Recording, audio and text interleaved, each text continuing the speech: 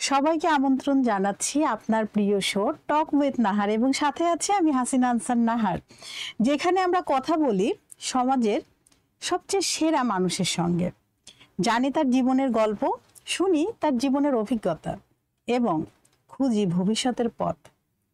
প্রিয় দর্শক, আপনারা সবাই জানেন প্রতি পর্বেই কিন্তু আমাদের স্টুডিওতে আমন্ত্রিত থাকে একজন অতিথি। আজকে আমাদের স্টুডিওতে আমন্ত্রিত আছেন সুব্রত কর্মকার। তিনি পেশায় একজন হেয়ার ডিজাইনার। চলুন দর্শক, আমরা সুব্রত কর্মকারের কাছে চলে যাই। কেমন আছেন? এই তো আপু, বেশ ভালো আছি। আপনি কেমন আছেন? এই তো খুবই ভালো আছি। কি নিয়ে ব্যস্ততা চলছে? যদিও আপনি হেয়ার ডিজাইনার, সো এই বিষয় নিয়েই হয়তো ব্যস্ততা। কি প্রোগ্রাম করছেন? একদম ঠিক বলেছেন আপু, যেহেতু আমি প্রফেশনের দিক থেকে একজন হেয়ার ডিজাইনার, তো আমার হেয়ারের কাজ নিয়ে খুব ব্যস্ত থাকতে হয়। তার পাশাপাশি আমার নিজস্ব স্যালুন, আমার ট্রেনিং, তারপরে এই দিকে আবার আমি নতুন করে আবার ইনস্টিটিউট করব, সেই কাজ নিয়ে আমার খুব ব্যস্ততা চলছে। বাহ, অনেক অনেক অভিনন্দন নতুন ইনস্টিটিউটের জন্য। ইন্টারন্যাশনাল হেয়ার স্টাইলিস্ট হিসেবে কাজ করার অভিজ্ঞতা কেমন? কোন দেশে সবচেয়ে চ্যালেঞ্জিং ছিল? প্রথম শুরুটা যদিও আমার বাংলাদেশে হয়, তখন আমার কাছে মনে হলো যে গতানুগতিক যে হেয়ার স্টাইলগুলো আমরা করি, আমি সেগুলো থেকে বেরিয়ে আসতে চাচ্ছি। আচ্ছা। আমি পরে যখন আমার মাকে জানাই, কারণ আমার মা এই বিষয়ে আমাকে সবসময় ইন্সপায়ার করেন, তো আমি শুরু করলাম যে নতুন করে কাজ। দেন আমি দেশের বাইরে গেলাম। দেশের বাইরে গিয়ে প্রথম আমার যেটা সমস্যা হতো যে আমি ওদের কথাগুলো খুব কম বুঝতাম। কোন দেশে গিয়েছেন প্রথমে? প্রথমে আমি আমাদের ইন্ডিয়াতে গেছিলাম, পাশের দেশে দিল্লিতে আমার যাওয়া হয়েছে। আচ্ছা আচ্ছা। তো ওরা হিন্দি বলতো ঠিক, কিন্তু ওদের হিন্দিটা ছিল খুব আঞ্চলিক। ও আচ্ছা, আসলে ওদের তো অনেকগুলো প্রদেশ, তো অনেক ধরনের মানুষ, তো ওই মানুষদের ভাষাও এক এক জায়গায় এক এক রকম। জি, এখন ওখানে দেখা যায় যে ওরা আমাকে কাজ শেখাচ্ছে ঠিকই, কিন্তু ওদের ভাষায় তো আমার বুঝতে অসুবিধা হতো না তেমনটা, কারণ মানে প্যাটার্নটা আমি বুঝতে পারতাম। সেটা আপনি বুঝে নিতেন, ওই ক্ষমতাটা আপনার ছিল, বিধায় সমস্যা হয়নি। আর কি করছেন এখন বাংলাদেশে? কি করছেন বাংলাদেশে? নিজের স্যালুন, পাশাপাশি ট্রেনিং, আর চুলের ডিজাইন নিয়ে, মানে আমার ইচ্ছে হচ্ছে বাংলাদেশে কিন্তু এখন মেকআপ সবাই ভালো পারে, তার মধ্যেও কিন্তু হেয়ার স্টাইলটা অনেকেই ভালো পারে, কিন্তু মেকআপটা যেভাবে আগিয়েছে হেয়ারটা আরো আগানো দরকার। হ্যাঁ অবশ্যই। সেজন্যই কিন্তু আমার এই নিয়ে কাজ করা চলছে, কারণ আমি মনে করি যে হেয়ার আমি ভালো পারি সেটা মানি, কিন্তু একজনকে আমি ট্রেন করা, মানে এই বিষয়টা বোঝানো, এটা কিন্তু খুব সহজ। ট্রেনার হিসেবে কাজ করছেন? জি, মানে নিজের যেই যতটুকু স্বল্প মানে অ্যাচিভ করেছি, সেটা অন্যর মধ্যে ছড়ানোটা কিন্তু খুব সহজ না। এটা অনেক কঠিন, কারণ আপনাকে বোঝাতে হবে, তাকে বোঝানোর নিতে পারবে কিনা। এইটা নিয়ে আমি প্র্যাকটিস করতেছি যে আমি কোন ভাষায় কিভাবে বললে আমার স্টুডেন্ট যারা আছেন তারা তাড়াতাড়ি বুঝতে পারবে। তো কেমন সাড়া পাচ্ছেন? স্টুডেন্টরা কি বুঝছে? একদম খুব ভালো সাড়া পাচ্ছি। আর মানে মানুষ যে আমাকে এত সহজে এত সুন্দর করে রিসিভ করবে, এটা আমার জন্য অনেক বড় একটা প্রাপ্তি। আপনি কোন ধরনের হেয়ার স্টাইলিং এর স্পেশালাইজড? আচ্ছা, এই ক্ষেত্রে আমি যদি বলি, আমি সব ধরনের হেয়ার করতে পছন্দ করি, আর আমার কাস্টমাররা যা চাইবে বা আমার স্টুডেন্টরা যা চাইবে আমি সব ধরনের করতে পারি। কিন্তু পার্সোনালি যদি আমাকে জিজ্ঞেস করেন যে আমি কি পছন্দ করি, কোনটা পছন্দ, আমি যদি বলি সেক্ষেত্রে আমার পছন্দ হচ্ছে ফ্লোরাল এবং ওপেন হেয়ার স্টাইল গুলো আমার খুব ভালো লাগে। ফ্লোরাল এবং ওপেন হেয়ার স্টাইল গুলো। আচ্ছা আচ্ছা। এটা শেখার জন্য কি মানে কোনো স্পেশাল কোনো যন্ত্রপাতি বা কিছু একটা শেয়ার করবেন লাগে যেগুলা? মেইনলি আমরা যখন একটা হেয়ার স্টাইল করি তখন কিন্তু দেখা যায় হেয়ারে অনেক ধরনের কাজ হয়, আর প্রত্যেকটা কাজের জন্য কিন্তু ইন্ডিভিজুয়ালি অনেকগুলো ছোট বড় যে আমাদের উপকরণ থাকে, স্প্রে থাকে বা বিভিন্ন প্রোডাক্টস থাকে, তো সেটা সম্পর্কেও কিন্তু আমাদের অনেক ধারণা নিতে হয়, একটা প্রপার নলেজ নিতে হয়। সেক্ষেত্রে আমরা ভালোভাবে এই জিনিসটা ফুটিয়ে তুলতে পারি। এবং অ্যাজ এ ট্রেনার হিসেবে আপনাকে যখন বোঝাতে হয় সবাইকে, ওই জিনিসগুলো তো সামনে রেখে একদম প্রত্যেকটা সময়ের ব্যাপারটাও আছে, মানে বললাম আর হয়ে গেল, আসলে বিষয়টা এমন একদম তা না। মানে এই প্রত্যেকটা জিনিস আপনাকে হাতের কাছে রেখে একদম এটার একদম পয়েন্ট টু পয়েন্ট বোঝাতে হয় যে এইটার সেটাই। এত ডিগ্রিতে কাজ করতে হবে বা এই এই টেম্পারেচারে কাজ করতে হবে, এত অ্যাঙ্গেল দূর থেকে কাজ করতে হবে। যেমন স্প্রের যে ব্যাপারটা, কিছু স্প্রে থাকে যেটা সব তুলে ইউজ করা যায় না, বা আবার কিছু স্প্রে থাকে যে এটা নির্দিষ্ট করা যে এতটুকু দূর থেকে দিতে হয়। তো আসলে প্রত্যেকটা জিনিস নিয়ে খুব ভালো করে নলেজ থাকতে হবে। হ্যাঁ সেটাই, মানে যে যে বিষয়ে কাজ করতে চান আগে 100% নলেজ নিয়ে তারপরে আসতে হবে। একদম। আমি মনে করি যে মানে মেকআপ যেহেতু আমার শুরু, তো মেকআপ থেকে হেয়ার স্টাইলে আমার খুব ইন্টারেস্টেড হয়। আর এই বিষয়টা মনে হয় মেকআপ থেকেও বেশি বেশি কঠিন, একটু সময় দিতে হয়। সময় দিতে হয় অনেক। হ্যাঁ সেটাই। আচ্ছা, বাংলাদেশের হেয়ার স্টাইলিং ইন্ডাস্ট্রি নিয়ে আপনার কি মতামত? যদি বাংলাদেশের হেয়ার স্টাইল নিয়ে আমি যদি কথা বলি, আসলে এত বড় একটা প্রশ্ন, আমার জানি না এই কথাটা আমার মানে বলাটার মতো যোগ্যতা আছে কিনা। এটা বিশাল একটা ইন্ডাস্ট্রি। এই ইন্ডাস্ট্রিকে যদি আমরা ঠিকভাবে কাজে লাগাতে পারি তাহলে আমরা আরো বেশি বেনিফিটেড হব। কারণ মানুষ এখন মানে চুলের কাজ করতে, মানে কাস্টমার যে সেবা নিতে খুবই মানে বেশি পছন্দ করেন সেলুনে এসে। কারণ মেকআপ অনেকে দেখা যায় বাসায়ও কিন্তু নিতে পারে, কিন্তু হেয়ারটা কিন্তু নিজে নিতে পারে না। সেটার জন্য একজন দক্ষ হাতের কাছে আসতে হয়। তো এটার মানে সামনে সফলতা অনেক বেশি হবে, এটা আমরা বুঝতেই পারি। সম্ভাবনাময় একটা শিল্প হতে যাচ্ছে। আচ্ছা, আপনার কাজের সবচেয়ে গর্বের মুহূর্ত কোনটি ছিল? আমার কাছে মনে হয় যে আমি আমার জীবনে আপা অনেক অ্যাওয়ার্ড পেয়েছি। তো আমার কাছে মনে হচ্ছে যে আমার সবচেয়ে মানে যেই সময়টা বেশি ভালো লাগছে, আমি একজন ট্রেনারের কাছে দেশের বাইরে কাজ শিখতে গেছিলাম। তো উনি আমাকে উনার বাসায় বলছে যে তোমার সুন্দর দুইটা হাত আছে, আর স্রষ্টা তোমাকে এই হাতের ভিতরে অনেক ম্যাজিক দিয়েছে, যদি তুমি সুন্দর করে কাজ করো তুমি অনেক দূর এগিয়ে যাবে। এটা আমার জন্য আমার টিচার কাছ থেকে অনেক বড় আশীর্বাদ। জি সত্যি, যখন গুরুরা তার শিষ্যকে এ ধরনের মন্তব্য করে তখন কিন্তু গর্বের আর সীমা থাকে না, তখন কাজ করার উৎসাহ কিন্তু আরো দ্বিগুণ বেড়ে যায়। এভাবে আমাদের উচিত, আমাদের যারা স্টুডেন্ট আছে বা আমাদের আশেপাশে যারা আছে তাদের কাজের জন্য আমাদের অবশ্যই তাদেরকে বলতে হবে, তাদেরকে প্রশংসা করতে হবে। এবং আমার মনে হয় সম্মাননা, যেটা উনি বললেন, উনি অনেক অ্যাওয়ার্ড পেয়েছেন, তো এ ধরনের সম্মাননা প্রশংসা যদি পায় তখন কিন্তু প্রত্যেকেই যার যার জায়গা থেকে আরো বেস্ট করার একটা তাগিদ চলে আসে, তখন একটা দায়িত্ব হয়ে যায়। কি বলেন যে না আমার বলেছে তার মানে আমাকে আরো ইমপ্রুভ হতে হবে। আমার টিচার আমাকে এই কথাটা বলেছে, মানে সেটা আমি কনফিডেন্ট যে আমার ভিতরে আছে, আমি এটাকে কাজে লাগাতে পারবো। হ্যাঁ, আমার গুরু যেহেতু বলেছে এটা লাগাতেই হবে। যখন একজন ক্লায়েন্ট সম্পূর্ণ নতুন লুক চায় তখন আপনি কিভাবে সিদ্ধান্ত নেন, কি মানে কি করেন তখন? প্রথমে যখন একজন ক্লায়েন্ট আমার কাছে আসবে, আমি প্রথমেই তার সাথে 2 মিনিট আমি কথা বলে নিব যে তিনি কি চাচ্ছেন। আচ্ছা, তার পছন্দটা, তার মতামত আগে জানতে চান। তার পছন্দটা আমার কাছে সবচেয়ে ইম্পর্টেন্ট। আপনি যেটা বললেন মতামত, হ্যাঁ, কিন্তু সে যদি বলে যে না আপনি বলেন আমার কোন লুকসে ভালো লাগে, আমরা অবশ্যই তার প্রফেশন, তার বয়স, সে কোন প্রোগ্রামে যাচ্ছে বা তিনি কিসের জন্য সাজতে চাচ্ছেন সেটার উপর ডিপেন্ড করে, বা তার কোনো ইন্সপায়ার লুক আছে কিনা সেটা দেখে আমরা তার মতো করে কাজটা করে দিলে আমি মনে করি যে এটা আমার কাজের সার্থকতা। বাহ, দারুণ।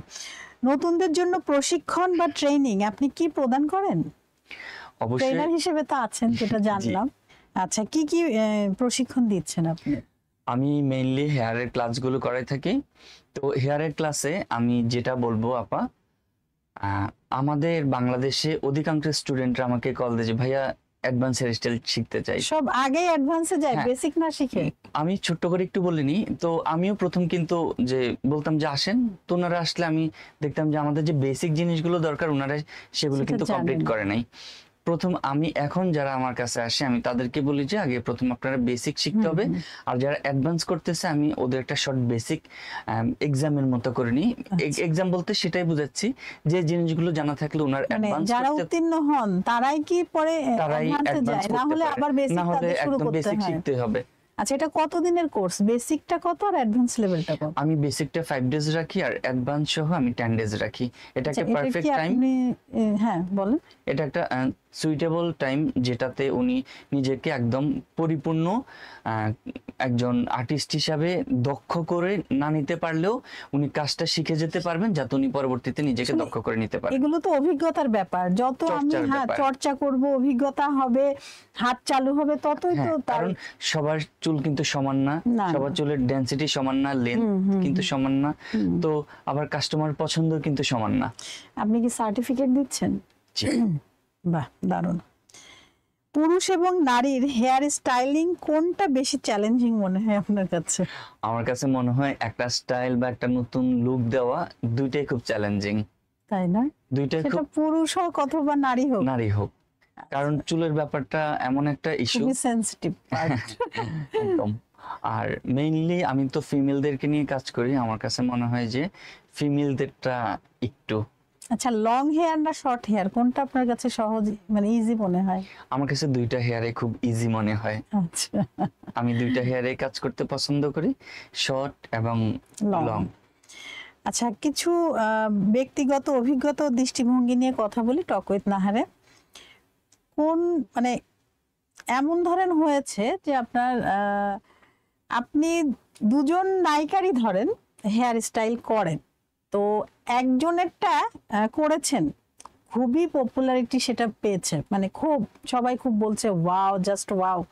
তো কি আরো যে নায়িকাগুলো থাকে বা এরকম যে দুজনের সাথে একটু সম্পর্ক 19-20, তো মানে পরবর্তীতে কি কল এসেছে যে তুমি কেন ওরটা এভাবে এত সুন্দর হয়ে আমারটা তো করলেন না, মানে এরকম কথা হয়? আমার কাছে এই জিনিসটা আমার বলাটা এখন খুব দরকার।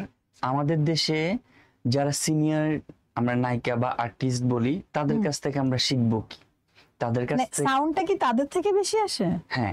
ও মাই গড, এটা কারণ আশা করিনি। হ্যাঁ, মানে আমরা সবসময় মানে যেটা মানে সিনিয়রদের কাছ থেকে শিখতাম যে family issue family, business issue business. হ্যাঁ, আমার অবশ্যই। ওয়ার্কিং প্লেসে কখনোই ফ্যামিলি ইস্যুটা আসবে না। আমি এটার একবার শিকার হয়েছি। আমার বড় একটা প্রোগ্রাম অলরেডি অ্যারেঞ্জ হয়ে গেছে, আর 10-15 দিন বাকি আমাদের প্রোগ্রামটা অ্যারেঞ্জ হবে। সেখানে ওনাদের ফ্যামিলি ইস্যুতে আমি মানে একটু ফেঁসে গেলাম আর কি। তাও আমি ব্যাপারটা খুব আন্তরিকভাবে নিয়েছি। ওনারা সিনিয়র, ওনারা যা করেছেন সেটা আমি মেনে নিয়েছি। মেনে তো নিয়েছো, কিন্তু এই যে অভিজ্ঞতাটা পেলেন, এর পরবর্তীতে কি আপনি চুজ করে আর্টিস্টকে নেন না কিভাবে আসলে হ্যান্ডেল করেন? আচ্ছা, আমি এখন আমার এখন চিন্তা ভাবনা হচ্ছে এই ধরনের যে আমরা কাজ করতেছি মেকআপ অ্যান্ড হেয়ার স্টাইল নিয়ে, অর্থাৎ বিউটিফিকেশন নিয়ে। সেখানে আমরা বিউটিফিকেশনের যারা সিনিয়র, মানে যাদের দিয়ে বিউটিফিকেশন শুরু, আমরা তাদেরকে নেওয়া উচিত। কারণ তাদের কাছ থেকে আমরা বিউটিফিকেশন সম্পর্কে শিখতে পারবো, জানতে পারবো, দুইটা সুন্দর আলোচনা আমরা শুনতে পারবো। কিন্তু একটা নায়িকার কোনো মঞ্চ নাই এটা, যে একটা নায়িকা আনলে আমরা নায়িকার কাছ থেকে শিখতে পারবো। তখনই আমি ভাবতাম যে আমরা শিখবো নায়িকার কাছ থেকে, যদি তারা মানে আমাদেরকে এখানে এসে কিছু শিখাইতেন। এখানে এসে তারা আমাদেরকে দেখাইলো কি তাদের মানে ফ্যামিলি ইস্যু নিয়েও তারা আমাদের সাথে রাগ অভিমান করে বা আমাদের প্রোগ্রাম ক্যান্সেল করে।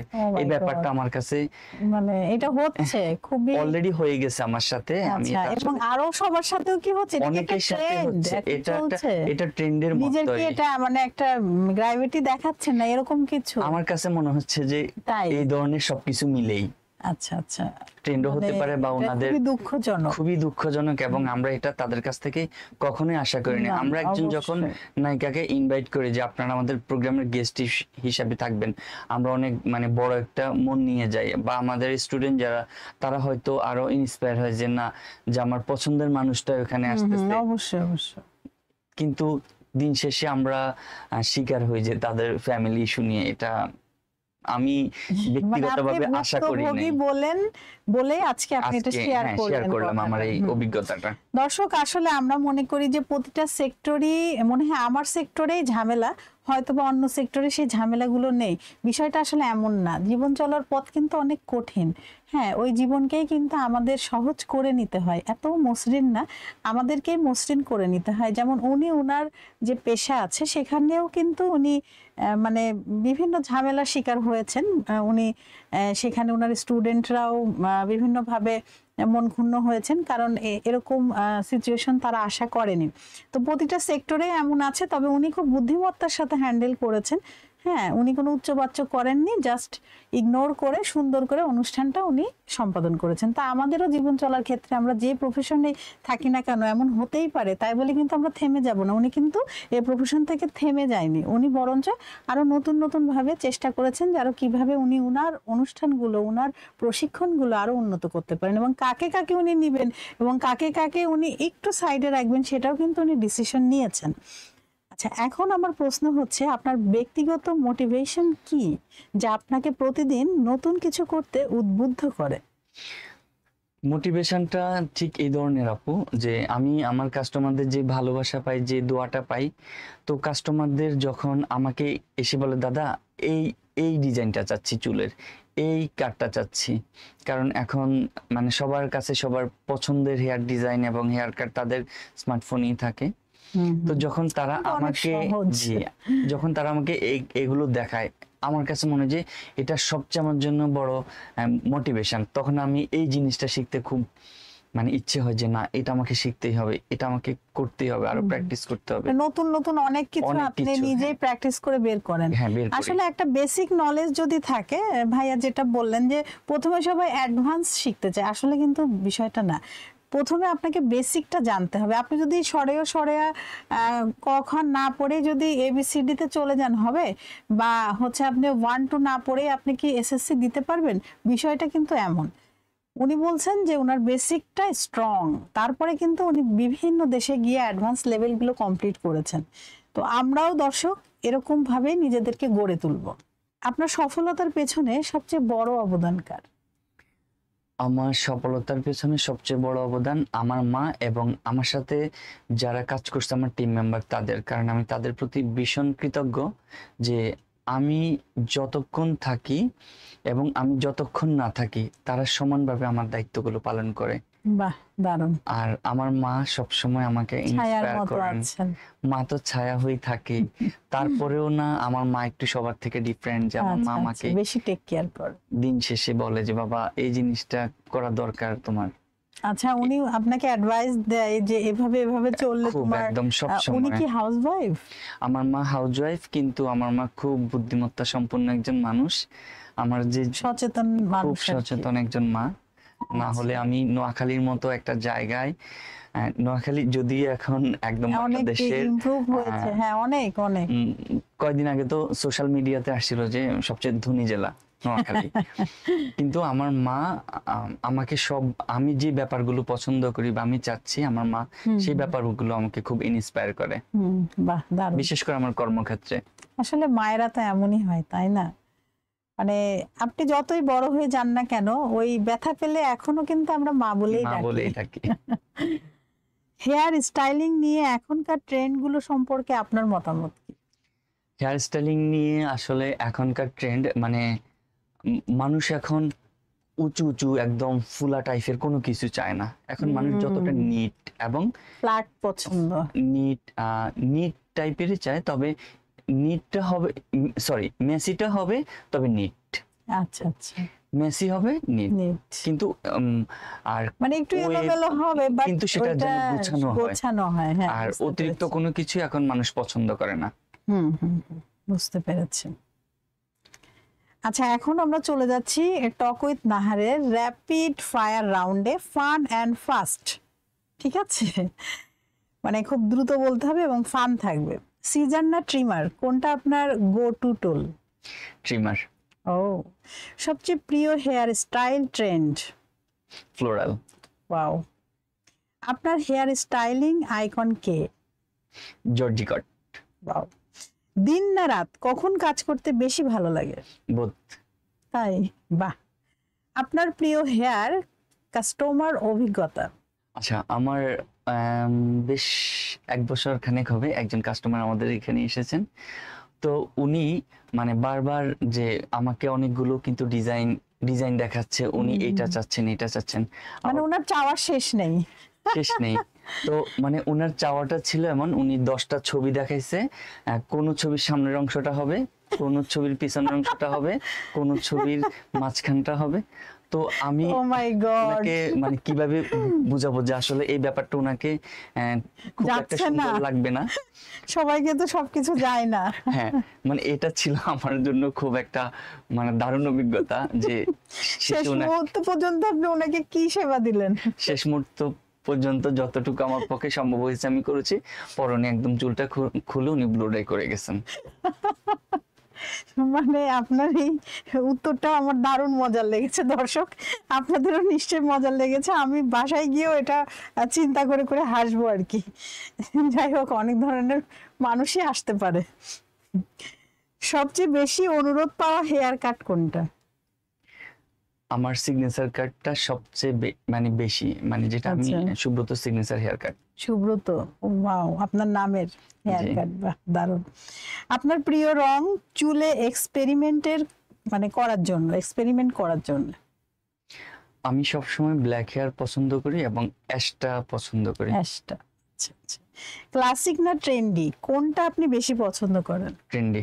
ওয়াও। আপনি যদি হেয়ার স্টাইলিস্ট না হতেন তাহলে কি হতেন? একটা কথা বলা হয় নাই, আমি কিন্তু একজন ইউনানি মেডিকেল স্টুডেন্ট, আমি একজন তাই? Medical officer. Oh my god. তাহলে ডাক্তারিটা কবে শুরু করছেন? আমি অলরেডি আমি অলরেডি পড়াশোনা ইউনানি মেডিকেল কলেজ থেকে। তো যদিও আমি প্রথম দিকে চিন্তা ভাবনা ছিল যে আমি একজন ইউনানি চিকিৎসক হব, কিন্তু আমি হেয়ার স্টাইলকে এত বেশি ভালোবাসি, এখান থেকে আমার সরা কোনোভাবেই কোনো পসিবল না। কায়দা নেই। হ্যাঁ সেটাই, মানে যে প্রফেশনকে যে ভালোবাসে ওটা, মানে অনেকে তো ডাক্তার হতে চায়, ইঞ্জিনিয়ার হতে চায়। বাবা মাও ছোটবেলায় বলে যে আমি আমার বেবিকে ডাক্তার বানাবো, ইঞ্জিনিয়ার, পাইলট, মানে এই তিনটা অপশন তো থাকেই একজন একটা বাচ্চার জন্য। তো পরবর্তীতে কিন্তু আসলে সেটা হয় না, কারণ আমাদের হয়তোবা মানে কোনো একটা বিশেষ ক্ষমতা দিয়ে আল্লাহ পাক পৃথিবীতে পাঠিয়েছেন, জি। সেই ক্ষমতাটাই আবার চলে আসে। যেমন আপনি ছিলেন ডাক্তার, হয়ে গেলেন এখন হেয়ার স্পেশালিস্ট। আচ্ছা, এখন কোন সেলিব্রিটি চুল কাটতে চান একবার হলেও? বাংলাদেশে না দেশের বাইরে? বাংলাদেশেও বলেন, দেশের বাইরেও বলেন, আমরা দুইটাই শুনি, দর্শকও শুনুক। বাংলাদেশে যদি আমি হেয়ার কাট করতে চাই, অলরেডি যিনি আমার খুব পছন্দের ছিলেন তার হেয়ার কাট আমার করা হয়ে গেছে। তাই নে, বিদেশে কাটটা করতে চান? আমি যদি কারণ শিল্পা শেঠির ম্যামের কাছ থেকে আমার একটা প্রোগ্রামে অ্যাওয়ার্ড নেওয়া হয়েছে, আমার যদি আচ্ছা, কখনো আচ্ছা। সুযোগ হয় ওনার হেয়ার নিয়ে কাজ করার, সেক্ষেত্রে আমার একদম আমি মন থেকে খুব ভালো লাগবে। বাহ দারুণ। তো যারা এই প্রফেশনে আসতে চান, যারা নতুন, তাদের জন্য আসলে সম্ভাবনাটা কেমন? আসলে এই প্রফেশনকে ভালোবেসে যে আসবে আর যার চেষ্টা সম্পূর্ণ থাকবে, চেষ্টার মতো থাকবে, আমি মনে করি শুধু বিউটি সেক্টর না বা এই হেয়ার সেক্টর না, সে সব সেক্টরেই সফল হবে। আর যারা নতুন আসবে তাদের জন্য আমার তরফ থেকে অনেক অভিনন্দন, অনেক ভালোবাসা এবং খুব বেশি শুভকামনা। এবং আপনার সাথে কিভাবে যোগাযোগ করবে দর্শকদের একটু জানিয়ে দিন। দর্শকদের প্রতি আমি বলবো, আমার সাথে যারা যোগাযোগ করতে চান, আমার Facebook page Subrata hair style এবং আমার একটা মেকওভারের পেজ সুব্রত মেকওভারে আপনারা ইনবক্স করবেন।